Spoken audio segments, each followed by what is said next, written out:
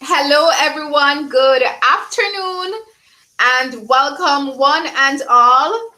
Today we are celebrating. We have much to celebrate.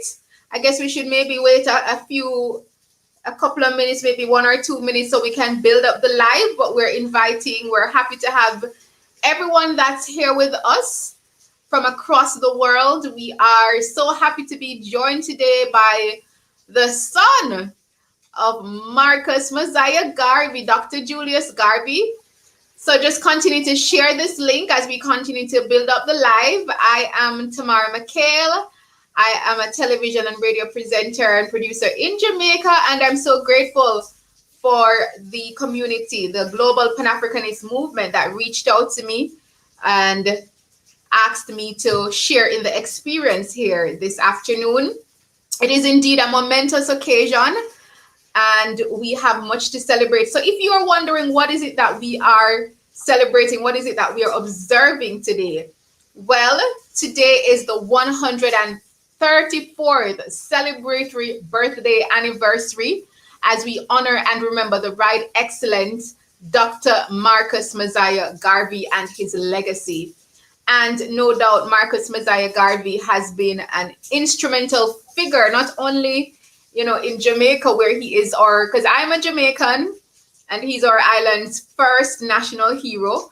But other than that, he was the man behind the Pan-Africanist movement. And as we continue to build up the live, make sure you like, share, comment, whether you're on Facebook or YouTube or LinkedIn and whichever other social media platforms that you are joining from. Okay, so as we mentioned, we are honoring his legacy and his memory. And just a quick pointers, a bit of information. As a matter of fact, tech support, you are backstage. Can I get to see the comments? Because I would love to ask a question while, as we start. Can I see the comments that persons make, whether from the different social media platforms? Just checking. Yes, you can see the comments by clicking on the comment section, and then you can be able to display them. Okay, awesome. All right, so I want a bright spark to tell me what year was Marcus Mosiah Garvey born? And you should pick it up because I mentioned his birthday celebration. So post that in the comment section. Let me see if you are listening, if you're attuned with your history. Yes. I'm not seeing the comments yet. I'm wondering if I'm missing it. Or I should go over to LinkedIn. Anybody at all can comment. Okay, hold on. Let me click on show comments. Okay, I'm not seeing any comments yet. Let me ask the question again. On what date was Marcus Mosiah Garvey born? It says click on a comment to show it on live stream. So I'm not sure if we've had enough persons yet. I'm seeing a private chat. Let me click on that. Not seeing the comments rolling in yet. So, but I'm definitely seeing viewers tuning in. So I guess you're all shy. So we're going to wait a little. We're going to continue the discussion. And I guess as we continue, when the bolder persons come on. Okay, so I understand from tech support, we're having a bit of technical issue. So we'll continue. The question was on what day or what year was Marcus Mosiah Garvey born? I am seeing likes, I'm seeing some loves, and I'm seeing more people join the live. So let me just state it. We'll ask another question later on because nobody has responded yet to that question, but we're having some tech support. So it seems as if persons are answering, but I'm just not seeing it on this back end here. Well, he was born on August 17, 1887, right? And that is why we're celebrating his 134th birthday, right? And of course, he was a political leader. He was a publisher, journalist, entrepreneur, orator. He was the proponent of the nationalism and Pan-Africanism movement. And of course, he was born in Saint Anne, Jamaica. And I have some much more in terms of his historical background. But without further ado, I'm going to let his relative, his blood relative at that, be the man of the hour or the half hour, how long he chooses to speak for. So let us, ladies and gentlemen, boys and girls from wherever across the world, whether in Jamaica or Africa or United States or whichever country you're tuning in from, welcome. And at this time, we are delighted to have with us our special guest, Dr. Julius W. Garvey, MD-OG. He's a thoracic surgeon. Still don't think I'm pronouncing that word correctly. Thoracic virgin, yes, surgeon, and he's a medical professor. I'm having a bit of tongue twister here, not sure why. But yes, so Dr. Julius W. Garvey, MD-OG. I know the MD means that he's a medical doctor, and the OJ is a national honor that is bestowed upon Jamaicans, and that means that he has the Order of Jamaica, which is a distinguished honor. So without further ado, let us all give a big round of applause and welcome him as our special guest here this afternoon. Hi, Tamara. So I'm seeing the likes and the thumbs up. Keep them coming. Hi, Dr. Garvey. Welcome. Thank you. Thank you for having me, Tamara. It's good to be here. Can you pronounce what kind of surgeon you are? Because I was having a bit of tongue twister there. Well, it's cardiothoracic and vascular. Oh. And what thoracic means is chest, cardiac means heart, vascular means blood vessels. So that's wow. Amazing, amazing. So thank you so much for joining us. So this is indeed a special occasion. Had your dad been alive, he would have been 134 years today, which would make him perhaps the longest living person if he was alive. Well, he's still alive. He's here with us. He's watching you. That is right. Garvey lives. That is right. I love that. He lives through his legacy, his work, through you and so many people. So we are jumping right into, our discussion today, and we invite you just to, share with us the importance and the role of celebrating and honoring your dad, not only on his birthday, but moving forward.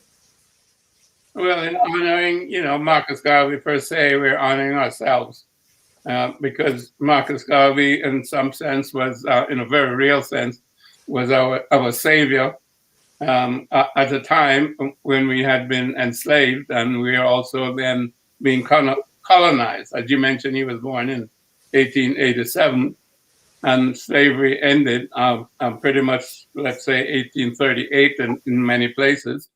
And the colonization process started in 1884, 1885, with the Berlin Conference, when the Europeans and Americans sat down around a table and divided up Africa. And of course, the Caribbean was part of the British Empire. So he was in the middle of colonialism and, of course, post-slavery, where as a people we had been, brutalized and dehumanized over a period of at least 250, 300 years.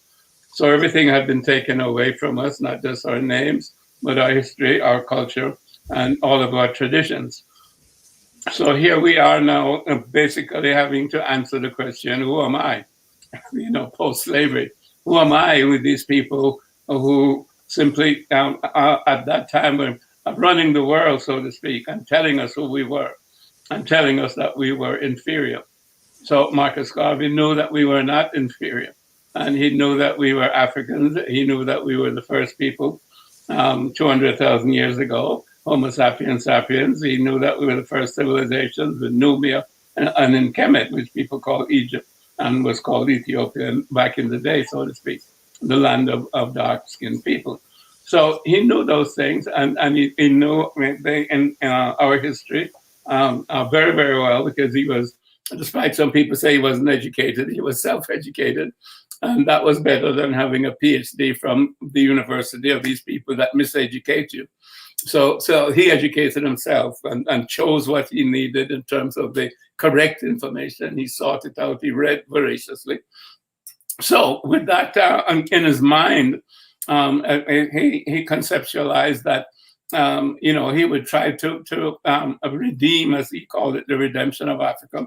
He would try to help to reconstruct African civilization and the basis of it, which is the people, in terms of our own consciousness. So he was the father, if you will, of Black consciousness or African consciousness. He gave us that identity which we had lost or had been taken away from us. And the other thing that he gave us, well, apart from that consciousness of ourselves, self-identity as Africans, he gave us the consciousness of ourselves also as a nation of African people, not just as individuals, not just as Jamaicans, or Trinidadians or Americans or what have you, but as African people wherever we lived. We were one people, Africa for the Africans, those at home and those abroad. So I think those are two basic principles that we can start out with. One, self-identity as African people, and then a collective identity as a nation that has a history, a culture, and traditions. Equal to, if not better than others, because we certainly have the oldest civilizations. Wow. You're making some very, poignant and vital points there. And if you're just joining us, we are happy that we have with us Dr. Julius Garvey, of course, the son of Marcus Mosiah Garvey, as we celebrate his 134th birthday today. And we're looking at his life and his legacy.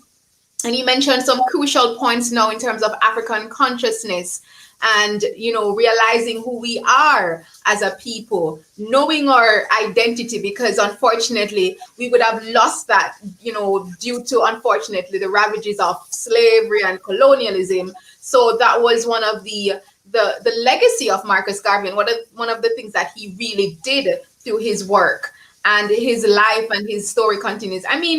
So I also host this radio program, and this morning, you probably know the host, Dr. Garvey, Ron Mouchette.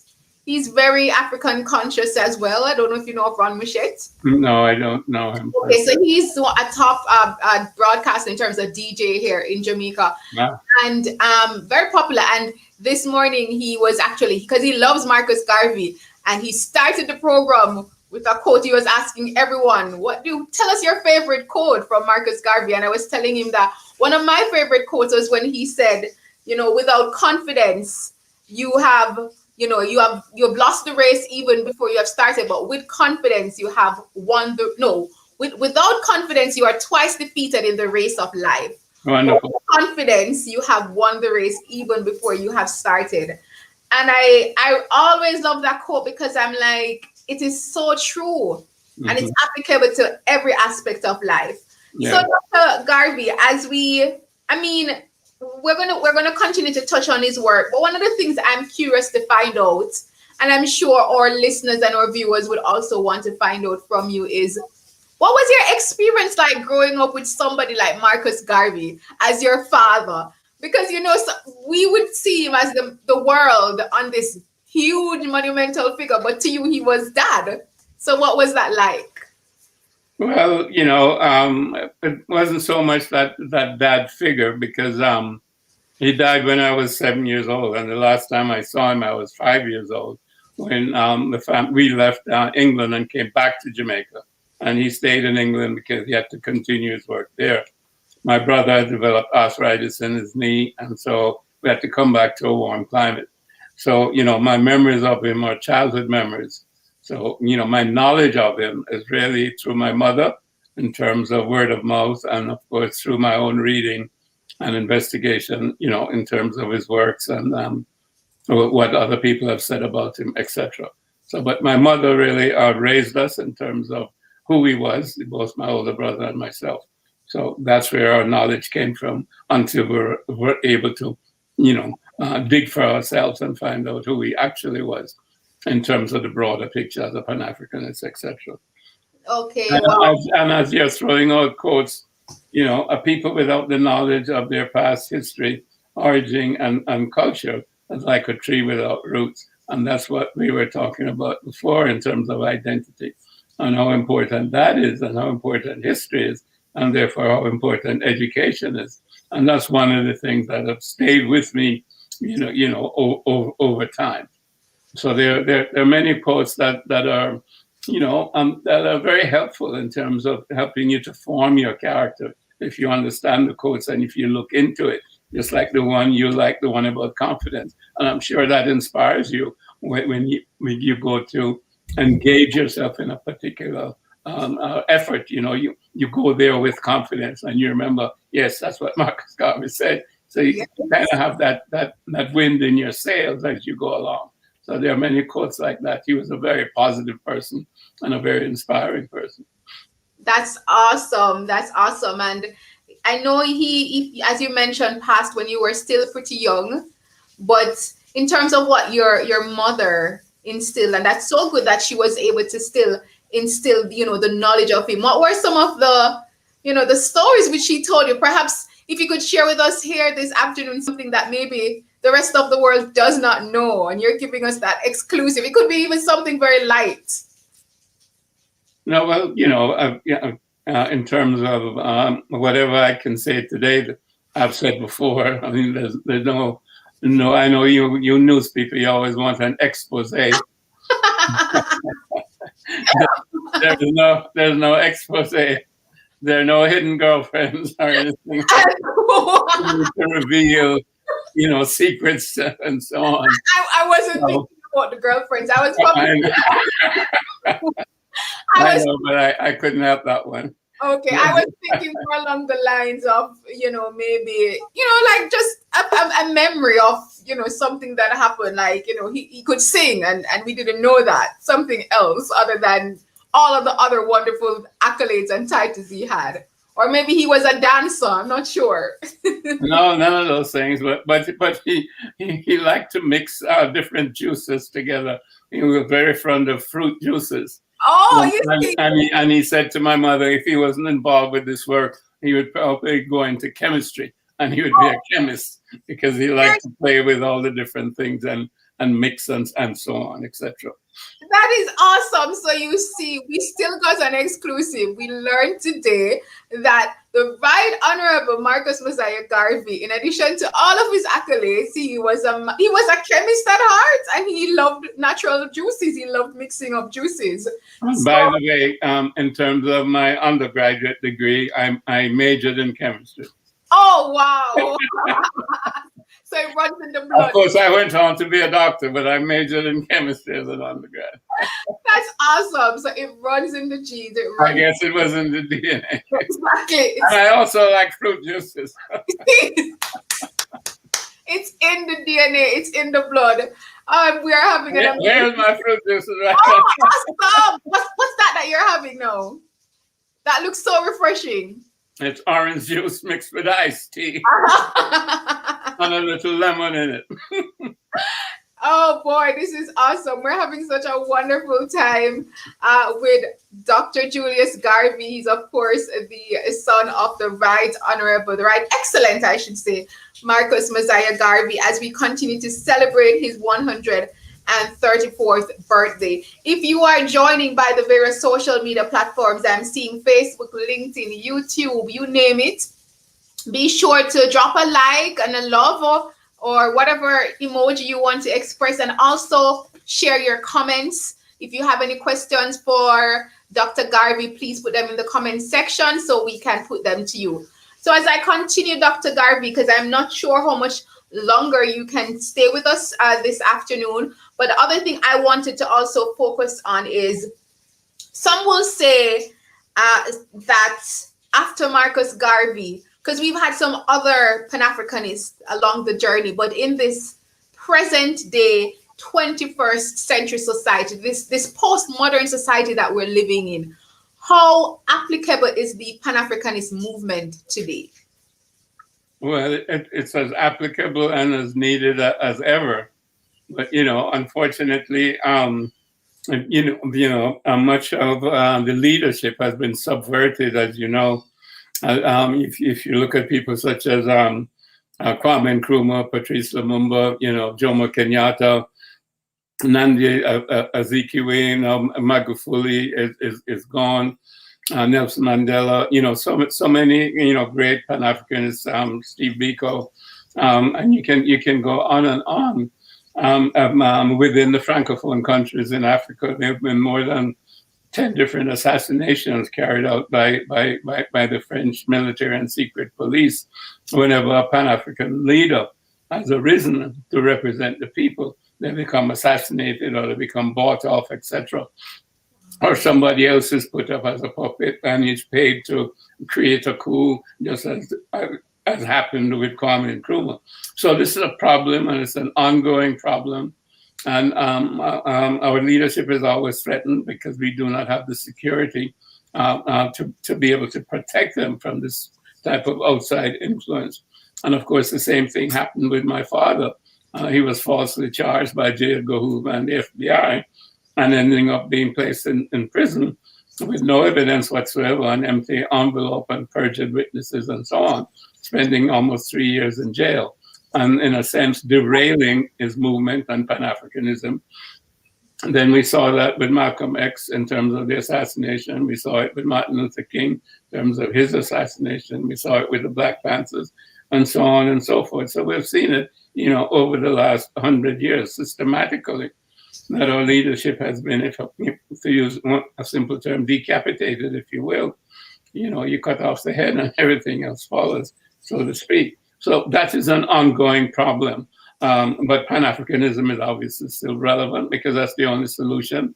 Our nationhood, a United States of Africa, a government that represents 2.1 billion people, or whatever the number is at the present time. It may be 2.3, but that's like the second most populated nation in the world.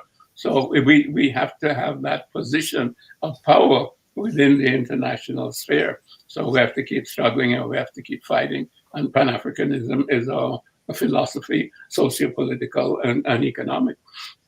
That is so true. And you raised some very vital points there just now in terms of, the struggle and the fight, and the fact that even with leaders being, rising and then being cut down, so to speak, and, others being implemented to kind of stall that process and that progress.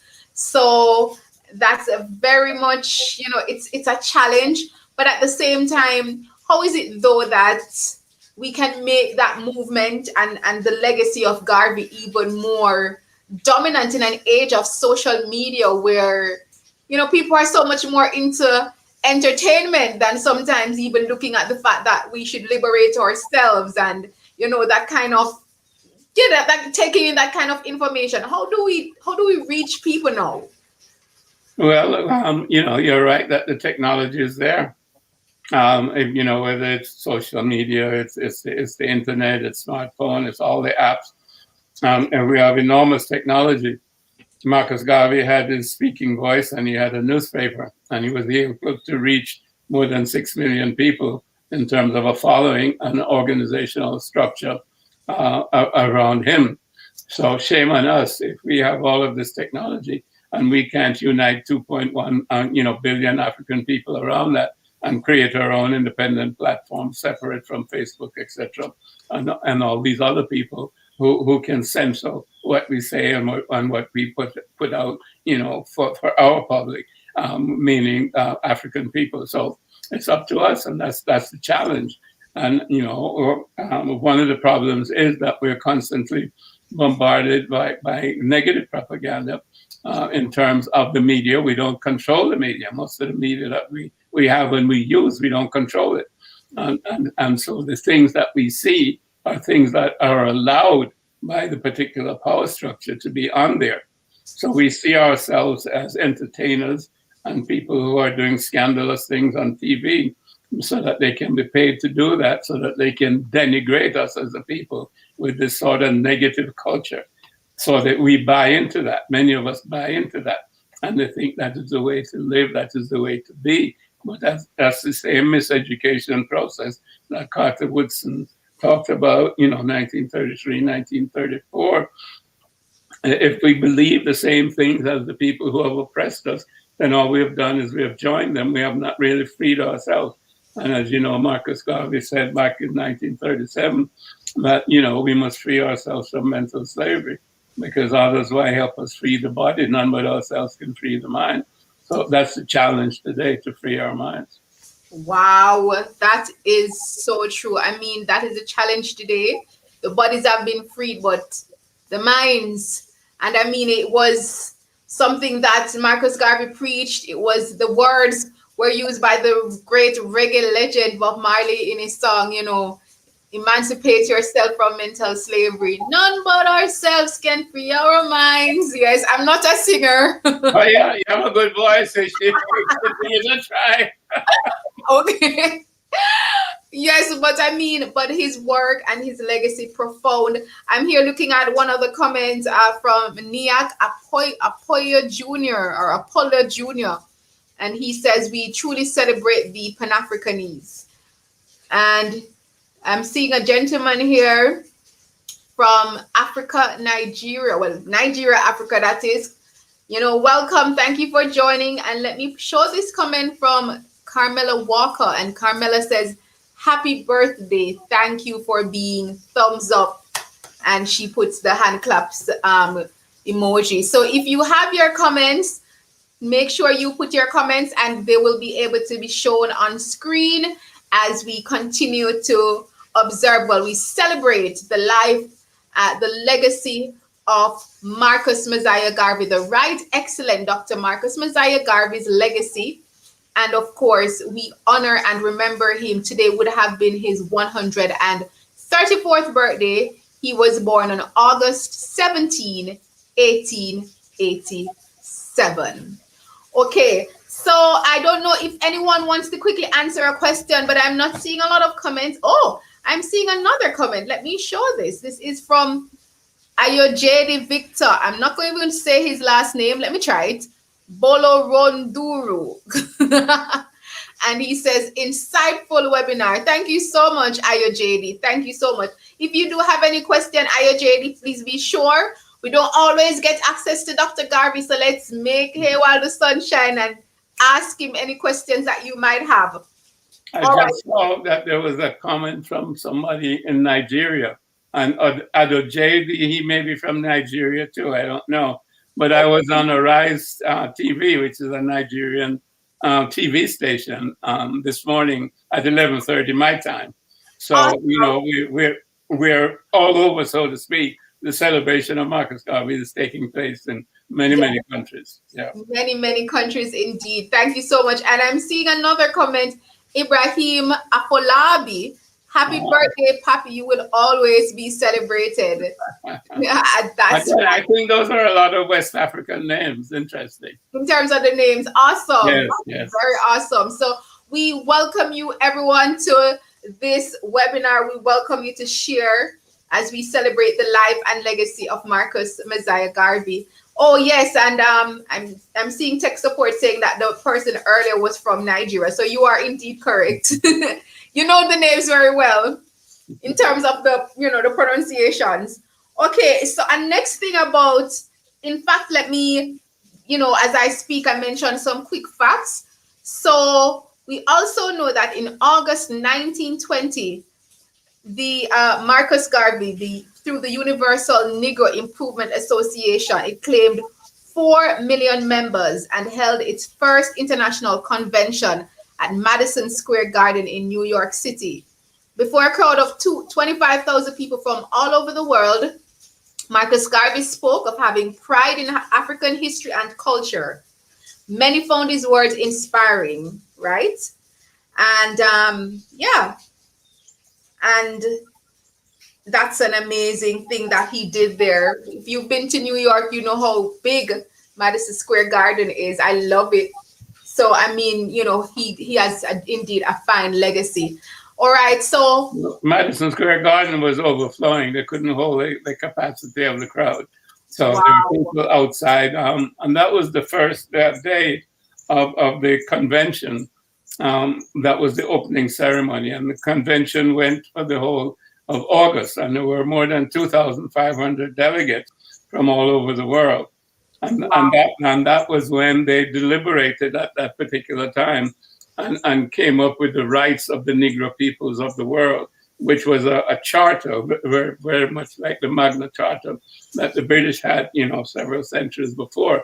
But that was our Magna Carta before the United Nations had any sort of human rights charter. Marcus Garvey and African people had our human rights charter, meaning the rights of the Negro peoples of the world. There were, 54 different statements of the rights and what we expect and what we were going to do.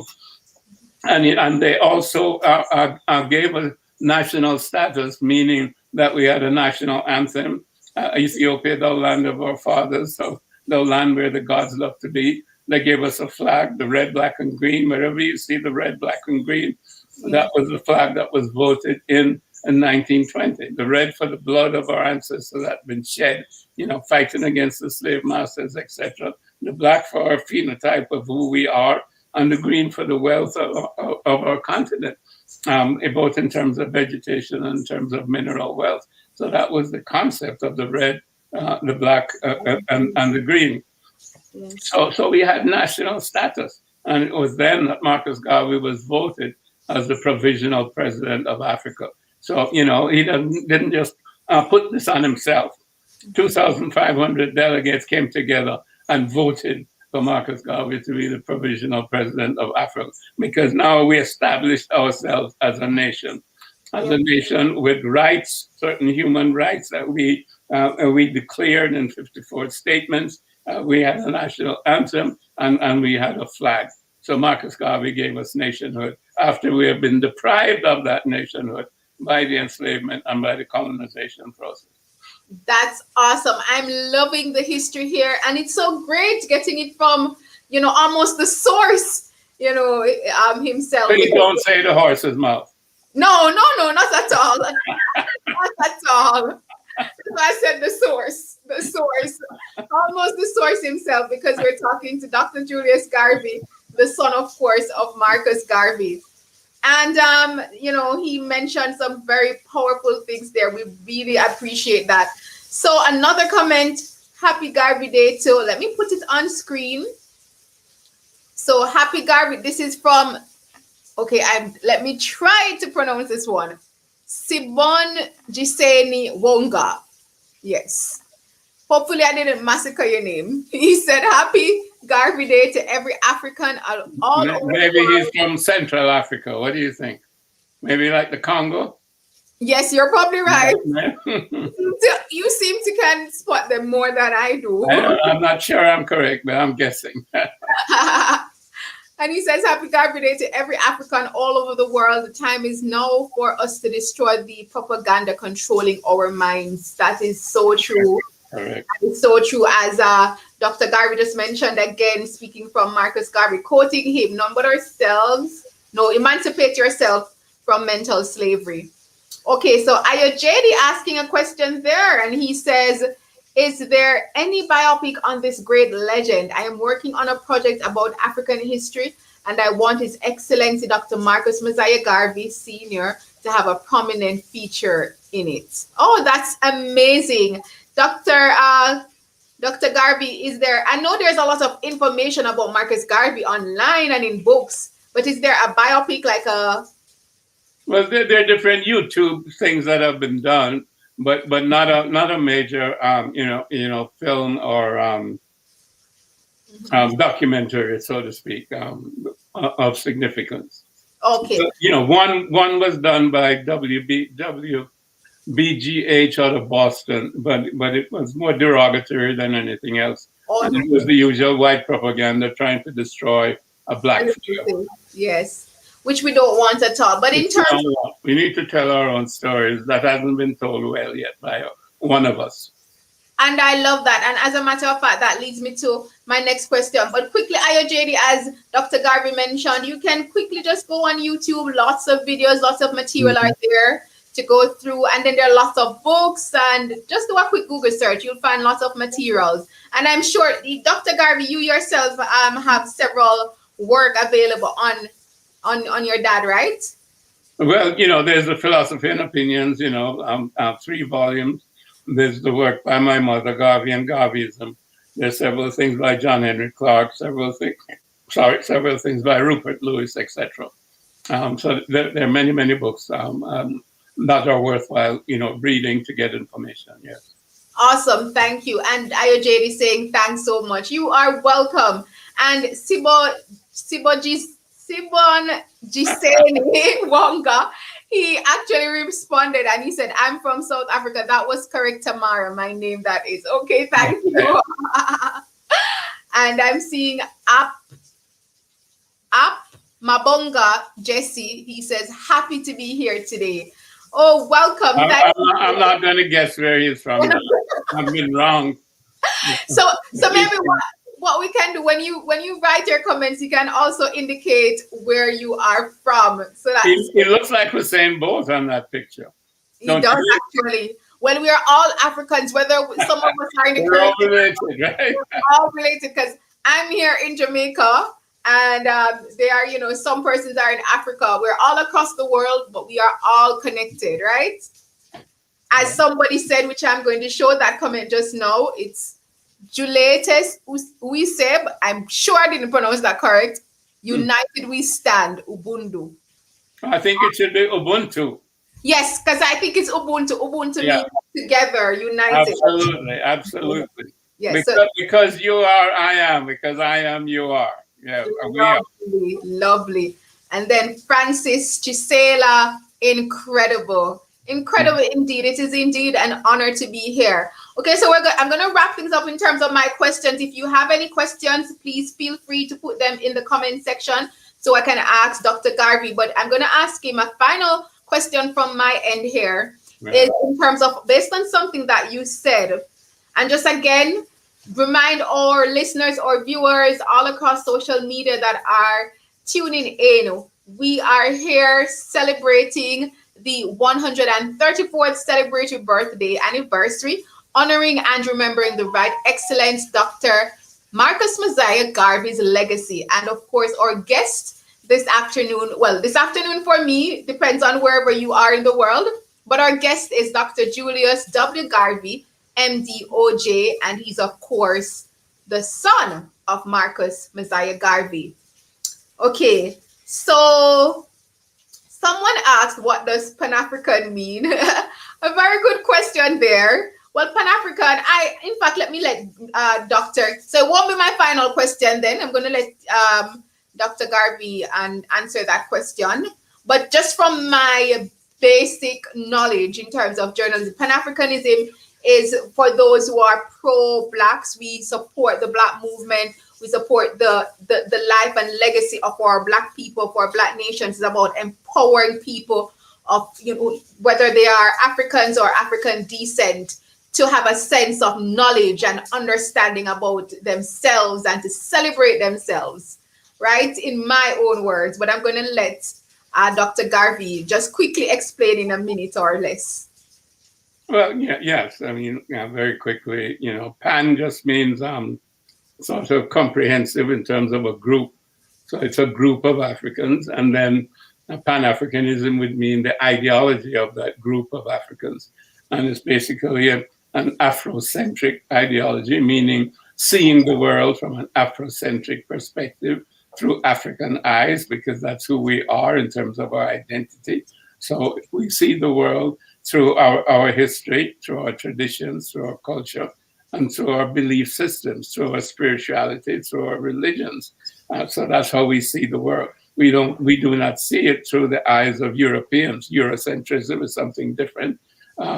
Sino, centrism, which would be Asian or Chinese centrism, is something different. China has its own civilization.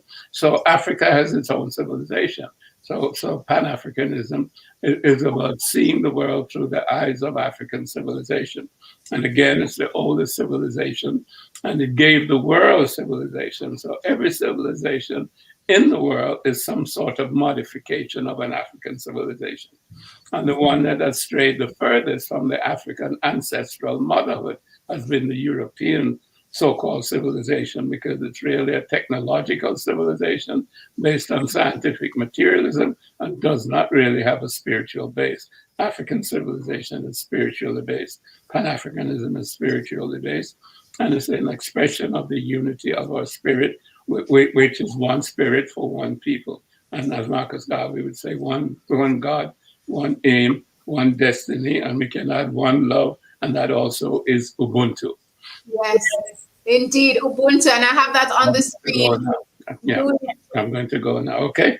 Oh, you're going to go now. Okay, so let me just quickly want to say thanks so much to Dr. Julius Garvey. He had quite an insightful discussion with us. And of course, Dr. Julius Garvey is the son of the, most honorable, the right excellent Marcus Mosiah Garvey, the leader of the Pan-Africanist movement, Jamaica's first national hero. And quickly, Dr. Garvey, I'm just quickly going to share the comments as we leave.